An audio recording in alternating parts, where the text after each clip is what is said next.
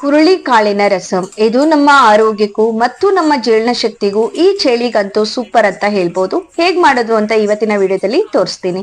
Hi ಎಲ್ರಿಗೂ ನಮಸ್ಕಾರ, ಹೇಗಿದ್ದೀರಾ? ವೆಲ್ಕಮ್ ಬ್ಯಾಕ್ ಟು ದೀಪಾಸ್ ಕನಸು ಯೂಟ್ಯೂಬ್ ಚಾನಲ್. ನಾನು ನಿಮ್ಮ ದೀಪಾ. ಇವತ್ತು ನಾನು ಹುರುಳಿಕಾಳು ರಸಂ ಮಾಡುವುದಕ್ಕೆ ಒಂದು 3 ಟೀ ಸ್ಪೂನ್ ಆಗುವಷ್ಟು ಹುರುಳಿಕಾಳನ್ನ ತಗೊಂಡಿದ್ದೀನಿ. ಹಾಗೆ ಒಂದು 5 ಬ್ಯಾಡ್ಗೆ ಮೆಣಸನ್ನ ತಗೊಂಡಿದ್ದೀನಿ, ನಿಮ್ಗೆ ಖಾರಕ್ಕೆ ಎಷ್ಟು ಬೇಕೋ ಅಷ್ಟು. ಹಾಗೆ ಒಂದು 10 ಮೆಂತೆ ಕಾಳನ್ನ ತಗೊಂಡಿದ್ದೀನಿ, ಜಾಸ್ತಿ ತಗೋಬೇಡಿ, ಕೈ ಆಗತ್ತೆ. 1 ಟೀ ಸ್ಪೂನ್ ಅಷ್ಟು ಕಾಳು ಮೆಣಸು, ಹಾಗೆ 1 ಟೀ ಸ್ಪೂನ್ ಜೀರಿಗೆ, 1 ಟೀ ಸ್ಪೂನ್ ಧನಿಯಾ, ಹಾಗೆ ಸ್ವಲ್ಪ ಹುಣಸೆ ಹಣ್ಣನ್ನ ತಗೋಬೇಕು. ಹುಣಸೆ ಹಣ್ಣನ್ನ ನೀವು ಇಲ್ಲಿ ತೊಳ್ಕೊಂಡು ಸ್ವಲ್ಪ ಹೊತ್ತು ನೀರಿನಲ್ಲಿ ನೆನೆಸೋದಕ್ಕೆ ಇಟ್ಕೊಂಡ್ಬಿಡಿ. ಅದಾದ್ಮೇಲೆ ಸ್ವಲ್ಪ ಕರಿಬೇವು, ಹಾಗೆ ಒಂದು 4 ಬೆಳ್ಳುಳ್ಳಿ ಮತ್ತೆ ಶುಂಠಿ ಒಂದ್ ಸ್ವಲ್ಪ ತಗೊಂಡಿದ್ದೀನಿ. ಇದೆಲ್ಲದನ್ನ ನೀವು ಸಣ್ಣ ಹುರಿಯಲ್ಲೇ ಮಸಾಲೆನೆಲ್ಲ ಹುರ್ಕೋಬೇಕು. ಈಗ ಹುರುಳಿಕಾಳನ್ನ ನೀವು ಹುರ್ಕೊಳ್ಳೋಕ್ಕಿಂತ ಮುಂಚೆ ಅದನ್ನ ತೊಳ್ಕೊಂಡು ಯೂಸ್ ಮಾಡೋದು ಬೆಸ್ಟ್ ಅಂತ ಅನ್ಸುತ್ತೆ. ಒಮ್ಮೆ ನೀರನ್ನ ಈ ರೀತಿಯಾಗಿ ತೊಳ್ಕೊಂಡ್ರೆ ನಿಮ್ಗೆ ನೀರು ಸಪರೇಟ್ ಆಗಿ ಹೋಗ್ಬಿಡುತ್ತೆ, ಮತ್ತೆ ನೀರಿನ ಅಂಶ ಬೇಗ ಹೋಗ್ಬಿಡುತ್ತೆ. ಈ ರೀತಿಯಾಗಿ ಆದ್ಮೇಲೆ ಒಂದ್ ಬಟ್ಟೆಯಲ್ಲಿ ಹಾಕಿ ಸ್ವಲ್ಪ ಒರೆಸ್ಕೊಂಡ್ಬಿಡಿ. ಟೈಮ್ ಇತ್ತು ಅಂತ ಹೇಳಿದ್ರೆ ಬಟ್ಟೆ ಮೇಲೆ ಹಾರೋದಕ್ ಬಿಟ್ಬಿಡಿ, ನೀರಿನ ಅಂಶ ಎಲ್ಲ ಹಾರೋಗ್ಬಿಡುತ್ತೆ. ನನ್ಗೆ ಇಲ್ಲಿ ನಾನು ಇಮಿಡಿಯೇಟ್ ಮಾಡ್ತಾ ಇರೋದ್ರಿಂದ ಸ್ವಲ್ಪ ಬಟ್ಟೆಯಲ್ಲಿ ಪ್ರೆಸ್ ಮಾಡಿ ಅದನ್ನ ಕ್ಲೀನ್ ಮಾಡ್ಕೊಳ್ತಾ ಇದ್ದೀನಿ, ನೀರಿನ ಅಂಶ ಎಲ್ಲ ಹೋಗೋದಕ್ಕೆ. ಯಾಕಂದ್ರೆ ಇದನ್ನ ನಾವು ಹುರ್ಕೋಬೇಕಾಗತ್ತೆ. ಹಾಗೆ ಒಂದ್ ಬಾಣ್ಲೆ ತಗೊಂಡು ಈ ತೋರಿಸಿದಂತಹ ಎಲ್ಲ ಮಸಾಲೆನ ಇಲ್ಲಿ ಚೆನ್ನಾಗಿ ಹುರ್ಕೊಳ್ಳಿ. ಸಣ್ಣ ಹುರಿಯಲ್ಲೇ ಹುರ್ಕೊಳ್ಳಿ. ಅದ್ರ ಗಮ್ ಅಂತ ಬರುತ್ತಲ್ಲ ಅಲ್ಲಿ ತನಕ ಹುರ್ಕೊಂಡು ಕಲರ್ ಚೇಂಜ್ ಆದ್ಮೇಲೆ ತೆಗೆದಿಟ್ಕೊಳ್ಳಿ. ಅದಾದ್ಮೇಲೆ ಈಗ ಹುರುಳಿ ಕಾಳನ್ನು ಅಷ್ಟೇ ಸಣ್ಣ ಹುರಿಯಲ್ಲೇ ನೀವು ತುಂಬಾ ಹೊತ್ತು ಹುರ್ಕೋಬೇಕು. ಇಲ್ಲಿ ಹುರಿಯುವಾಗ ಗಡಿಬಿಡಿ ಮಾಡಬಾರ್ದು, ಹುರಿಯೋದ್ರ ಮೇಲೆ ಇರತ್ತೆ. ಹಾಗಾಗಿ ನೈಸಾಗಿ, ಅಂದ್ರೆ ನೀವು ಎಷ್ಟು ಚೆನ್ನಾಗಿ ಹುರಿತೀರಾ ಅಷ್ಟು ನಿಮ್ ರಸಂ ಚೆನ್ನಾಗಿ ಬರುತ್ತೆ. ಹಸಿ ಹಸಿಯಾಗಿಯೂ ಇರಬಾರ್ದು, ನೋಳೆ ಬಂದ್ಬಿಡತ್ತೆ. ಹಾಗಾಗಿ ಹುರಿಯೋದ್ರ ಮೇಲೆ ತುಂಬಾ ಇಂಪಾರ್ಟೆಂಟ್ಸ್ ಆಗಿರುತ್ತೆ.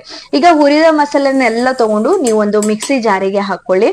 ಈಗ ನೀವು ನೈಸಾಗಿ ರುಬ್ಕೋಬೇಕಾಗತ್ತೆ. ಇಲ್ಲಿ ಯಾವುದೇ ರೀತಿ ತರಿದು ರುಬ್ಬಾರ್ದು, ನೈಸಾಗಿ ರುಬ್ಕೊಳ್ಳಿ. ಅದಾದ್ಮೇಲೆ ನಿಮ್ಗೆ ಎಷ್ಟು ರಸಂ ಮಾಡ್ಕೊಳ್ತೀರಾ ಅಷ್ಟು ಕಾಯಿ ತುರಿ, ಒಂದು 1/4 ಕಪ್ ಸಾಕಾಗತ್ತೆ. ಒಂದು 1/4 ಕಪ್ ಆಗುವಷ್ಟು ನೀವು ಕಾಯಿ ತುರಿಯನ್ನ ಸೇರಿಸ್ಕೊಂಡ್ರೆ ಸಾಕು. ತುಂಬಾ ಕ್ವಾಂಟಿಟಿ ಬೇಕಂದ್ರೆ ಕಾಯಿ ಸ್ವಲ್ಪ ಜಾಸ್ತಿ ಹಾಕೊಳ್ಳಿ. ಇಲ್ಲಿ ನೀವು 1/4 ಕಪ್ ಸಾಕಾಗತ್ತೆ. ಇದನ್ನ ನೈಸ್ ಆಗಿ ರುಬ್ಕೊಳ್ಳಿ. ಸ್ವಲ್ಪ ನೀರನ್ನ ಸೇರಿಸ್ಕೊಂಡು ನೈಸ್ ಆಗಿ ರುಬ್ಕೊಳ್ಳಿ ಇಲ್ಲಿ. ಅದಾದ್ಮೇಲೆ ನೀವು ಒಂದು ಪಾತ್ರೆನ ತಗೊಳ್ಳಿ. ಪಾತ್ರದಲ್ಲಿ ಫಸ್ಟಿಗೆ ನೀವು ಒಗ್ಗರಣೆಯನ್ನ ಮಾಡ್ಕೋಬಹುದು. ಇಲ್ಲ ಕೊನೆಯಲ್ಲೂ ಕೂಡ ಒಗ್ಗರಣೆ ಕೊಡ್ಬೋದು. ನಾನಿಲ್ಲಿ ಸ್ಟಾರ್ಟಿಂಗ್ ಒಗ್ಗರಣೆಯನ್ನ ಮಾಡ್ಕೋತಾ ಇದ್ದೀನಿ.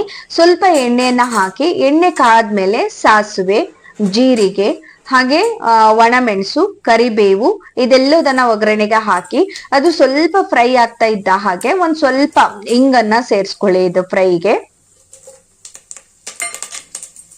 ಈ ರೀತಿಯಾಗಿ ಸ್ವಲ್ಪ ಅದು ಫ್ರೈ ಆಗ್ಲಿ. ಹಿಂಗನ್ನ ಹಾಕೊಂಡೆ. ಇವಾಗ ನಾನು ಸ್ವಲ್ಪ ಎಣ್ಣೆ ಜೊತೆಗೆ ಫ್ರೈ ಮಾಡ್ಕೊಳ್ಳಿ. ಇವಾಗ ಕಂಪ್ಲೀಟ್ ಆದ್ಮೇಲೆ ನಾವು ಹುಣಸೆ ಹಣ್ಣನ್ನ ನೆನೆಸಿ ಇಟ್ಕೊಂಡಿದ್ನಲ್ವಾ, ಆ ಹುಣಸೆ ಹಣ್ಣನ್ನ ರಸವನ್ನ ತೆಗೆದು ಇದು ಎಣ್ಣೆ ಜೊತೆಗೆ ಮಿಕ್ಸ್ ಮಾಡ್ಕೊಂಡು ಕುದಿಸ್ಕೊಳ್ಳಿ. ಆ ಕುದಿತಾ ಇರುವಾಗ್ಲೇ ಸ್ವಲ್ಪ ಬೆಲ್ಲವನ್ನ ಹಾಕಿ ಸ್ವಲ್ಪ ಕುದಿ ಬರ್ಲಿ, ಅದು ಕುದಿಬೇಕು.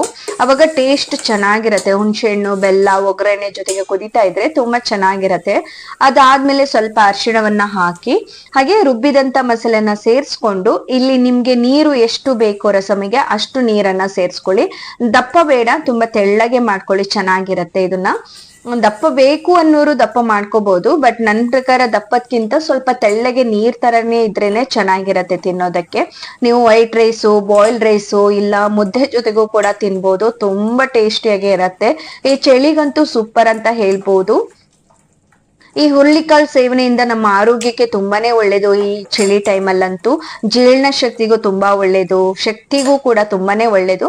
ವಾರಕ್ಕೆ ಒಮ್ಮೆ ಇಲ್ಲ ತಿಂಗಳಿಗೆ ಒಮ್ಮೆ ಆದ್ರೂ ಈ ರಸಮನ್ನ ಮಾಡ್ಕೊಂಡು ಸವಿರಿ ಅಂತ ಹೇಳ್ತೀನಿ. ತುಂಬಾ ಟೇಸ್ಟಿಯಾಗಿ ಬರುತ್ತೆ. ಈಗ ಕಂಪ್ಲೀಟ್ ಆಗಿ ಕೊದ್ದು ರೆಡಿ ಆಯ್ತು ನಮ್ ರಸಮ. ಇದನ್ನ ನೀವು ಅನ್ನದ ಜೊತೆಗೆ ಯಾವ್ದ್ರ ಜೊತೆಗೂ ಬೇಕಾದ್ರೂ ಸವಿಬಹುದು. ತುಂಬಾ ಟೇಸ್ಟಿಯಾಗಿ ಇದೆ. ಖಂಡಿತ ಒಮ್ಮೆ ಟ್ರೈ ಮಾಡಿ. ಟ್ರೈ ಮಾಡಿದವರು ನಿಮ್ಮ ಅನಿಸಿಕೆಯನ್ನ ನನಗೆ ಕಮೆಂಟ್ ಮೂಲಕ ತಿಳಿಸಿ.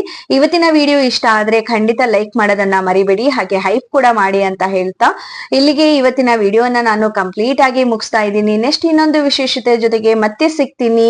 ಎಲ್ರಿಗೂ ಧನ್ಯವಾದಗಳು. Take care. ಬಾಯ್ ಬಾಯ್.